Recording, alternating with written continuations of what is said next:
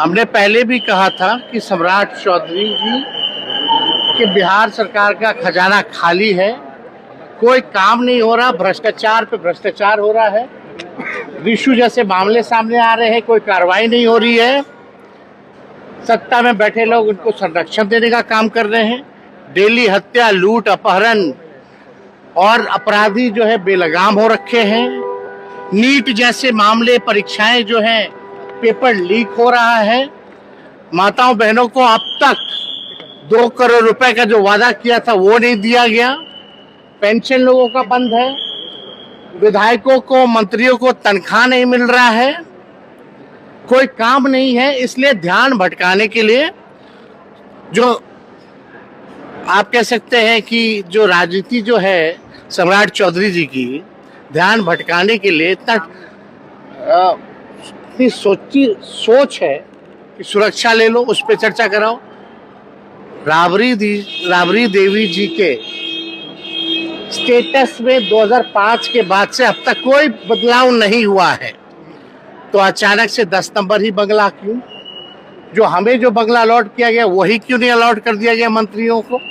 तो ये केवल न्यूज़ मीडिया में मैनेजमेंट बनाने के लिए, क्योंकि इनकी सरकार के पास पैसा नहीं है और ना इनमें विल पावर है कोई काम करने की। सम्राट चौधरी चीफ मिनिस्टर नहीं है, वो चीफ मिनिस्टर है, ये बात आप समझ लीजिए। Is not a chief minister, is a chief minister. तो चीप राजनीति, नकारात्मक राजनीति और छोटी सोच के साथ, एक घृणा भाव के साथ वो राजनीति कर रहे। हम लोगों के लिए ना सुरक्षा मुद्दा है, ना घर मुद्दा है, और किसी के वजह से हम लोगों को नहीं मिला। हम नेता विरोधी दल है इसलिए हमको मिला था घर, अभी भी है। राबड़ी देवी जी पूर्व मुख्यमंत्री होने के साथ साथ नेता विरोधी दल है, उस नाते मिला था। लेकिन जो 5 नंबर भी ले लेना हो, सेंट्रल से भी सुरक्षा ले रहा हो, वो बड़ी बड़ी बातें क्या करेंगे लोग? रेवड़िया जैसे है वैसे ये लोग सुरक्षा बांट रहे हैं जिसको तिसको। खैर, इस पे हमको कोई टिप्पा टिप्पणी नहीं करना। किन किन लोगों का बंगला नहीं है यहाँ, जिसका कोई क्राइटेरिया नहीं बनता, जो एलिजिबल नहीं है, उसको भी घर दे रखा है लोग। तो ये सम्राट चौधरी केवल ध्यान भटकाने के लिए।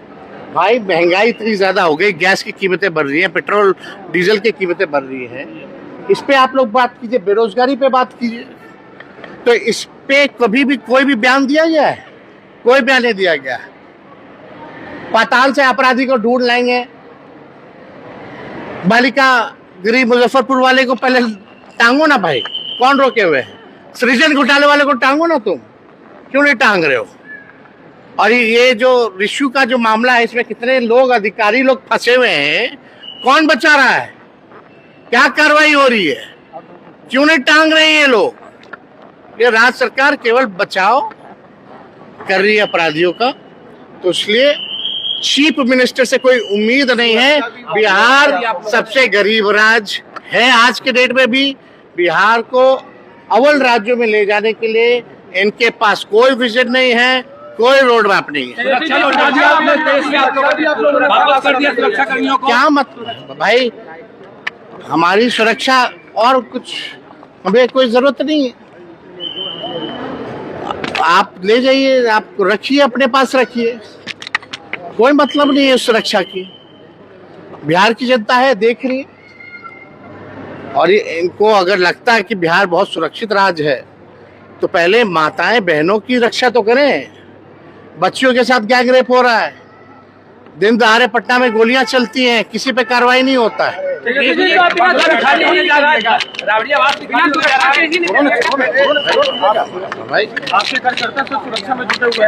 हमारे कार्यकर्ता बहादुर हैं, विचारधारा से सब लोग जुड़े हुए हैं, और हम सभी राष्ट्रीय जनता दल के सभी कार्यकर्ताओं को दिल से धन्यवाद देना चाहते हैं कि इस संकट के घड़ी में भी जो संघर्ष के साथी हमारे लोग बने हैं, एक दिन समय आएगा कि सबको जवाब मिलेगा।